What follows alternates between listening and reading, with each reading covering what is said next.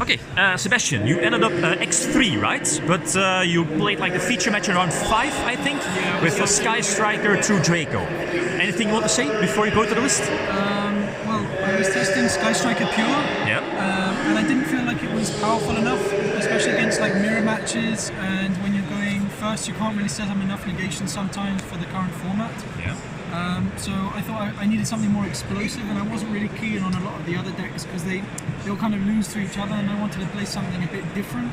And this way, with the Draco engine, you have a lot more draw power. It loads up your graveyard, destroys your opponent's field, and is very hard to brick. I bricked, I think, only once in the tournament, but other than that, it's very hard to brick because you usually have one of the engines or one of the engines that unbricks your hand and lets you play basically through a lot of negations or whatever. Okay, interesting. I see the list. Sure. So for hand traps, just 3 Ash. I was playing 2, not to because I felt 3 was too much, but finally with all the Orcus going around, it's like the best card against a lot of decks, and it's very devastating, can be against Orcus, so 3 of that for sure. For the True Draco monsters, only 2 Ignis. Okay. I was playing Dynamite, but it kind of conflicts with what this deck wants to do. You just really want to draw with the True Draco cards, and Dynamite kind of sets up a strategy of leaving a monster in the main monster zone. And with Sky Striker, you don't want that. So this is just kind of extra, just to tribute in their turn, and just to have a monster that gets your spells, unbricks your hand. And just 2, not 3, just to not brick. Right. 2 more monsters, Ray. I didn't feel 3 was necessary because you have access to this a lot easier than in pure Striker. You turbo out your engines, and you don't want to like brick with too many. 2 was fine all weekend, I wouldn't change it. Okay. For the Striker engine, 3 Engage obviously, 3 Anchor, it's good going first and second. For the one-offs, Hornet, Shark Cannon, multi-roll and jamming. This actually won me a game against Cosmo, of all things. Okay. He was like one of the only things I had to out the Dark Destroyer, and when he uses the effect, just ash it. Because if Forerunner came out, that would be game. But yeah, so that was standard, I wouldn't change anything. 2 Area 0. On the feature match this performed quite well.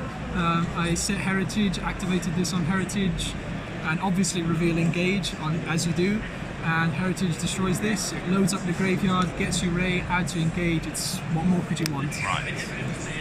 For the Draco engine, Diagram, 3 Diagram, it's a really good card, wouldn't play less. 3 Heritage, I was playing 2 at the start, but honestly you want to just see kind of green in your hand, and if you see this you usually have a way to destroy it, be the Diagram, multi-roll Area 0, and start making pluses, popping either your field spell or their board. So it's good at 3. Okay. And one Disciples. I was playing 2, but I found that it was one of those cards that didn't do anything by itself, so I felt 1 was fine. Okay. More one-offs, Terraforming. This set rotation, it's broken, this card. You take Diagram, give them Area 0, pop your own Area 0 on their field, summon Ray, it's amazing. When you draw this card, it's very, very good. As in Pure, I'm playing the Foolish package. It's just good to load up with spells and adds a little bit more consistency. Upstart, there's more spells, 2 Desires.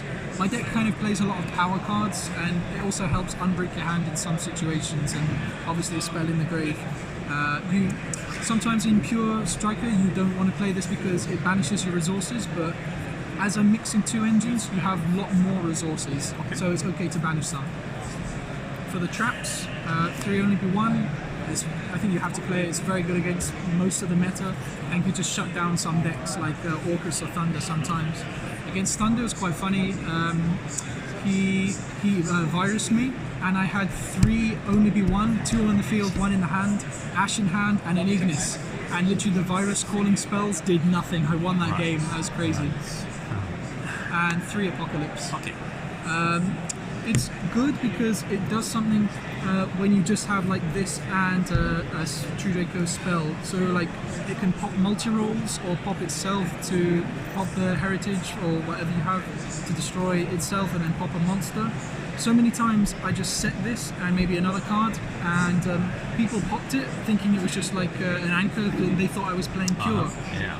And then when they see this, and then I start like destroy their Phoenix, for example, and then they can't go into Orcus combo. It's very good. Someone had a Borrow Sword on the field for game.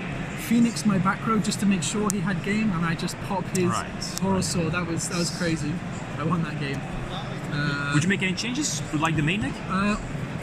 I think maybe the Apocalypse might be a little bit too much at 3. Yeah. I think it's possible to be played at 2. And then maybe add in like Rota, because I'm not playing Rota, but I think it might be a good idea just to add consistency in another spell. But honestly, I saw Ray most games, so I don't know. But yeah, I think I'd add a Rota to take out one of these. Right. But more or less, it was pretty perfect. Okay. Extra deck, Gari of course, 3 Shizuku, 2 Hayate, 2 Kaina. The third one's not necessary. It's kind of bad to foolish your cards because sometimes you run out of targets to search with all your engages. So it's not like Strike Pure where you can just foolish a lot of random spells that don't matter. Your resources are very important to have in the deck to be able to search out in late game. I stopped so many OTKs with Kaina. Never won in time with it though, so at least people can't be angry with me for that. Other cards, Hita, broken card, it lets you access so much stuff. Phoenix, Unicorn, Ningisu. I made Ningisu lots of times today. These two are never made. Borrow Sword, Topologic. In theory they're very good, but never came up. And the best card in my extra deck that won me I think 3 games, Ningisu. Just stealing Galateas with Anchor or Shark Cannon and then going into this. They don't expect it, and if they haven't used their negation, they have to use the counter trap. Otherwise, it's just a very big beater and sends a card from field to grave, which is just broken. It won me so many games. Side deck. Side deck was a bit random. I wasn't sure what to put because you have so many outs to everything in the main. There didn't seem to be a clear, good side deck to choose, so I just put a lot of randomly good stuff. So Pancratops against like control decks going second. Ogre. Ogre has been very important in the Sky Striker Pure matchup and against Rogue. It's just to get rid of the multi-roll is important. 2 Sphere mode against Thunder going second or any combo decks. Never used it, but in theory it's good. As is Nibiru. Yeah, this card's nice. So against Salamangreat going second, Orcust or any kind of combo decks is very good. Never drew it today, don't know if it's good or bad. In theory it's good, but never saw it, so not sure. For the spells, one more Shark Cannon from facing the mirror or decks that use the graveyard a lot, so Salamangreat, maybe Orcust. Cyclone going first a lot of the time is very good against Pure, so Sky Striker Pure. Sometimes debate the counter trap in Orcust decks. It's a very good standard card to have. And last but not least, 3 Mine. Right. Yeah, that's how I won against a Thunder player. I just managed to clear my field. Attacked I made Phoenix, attacked one of his Colossus, just to clear my field, slapped this down. There was 2 minutes left and I had more life than him and he was just searching for an out. Right. Didn't have it, so I mean it's not a fair card, but you have to play it. It just steals you games you shouldn't win. Maybe play 1 in the main, just because you have access with set rotation and terraforming. It's like you're playing 3, but not sure. I think in the side it performed very well today. So yeah, that's it. Any last words?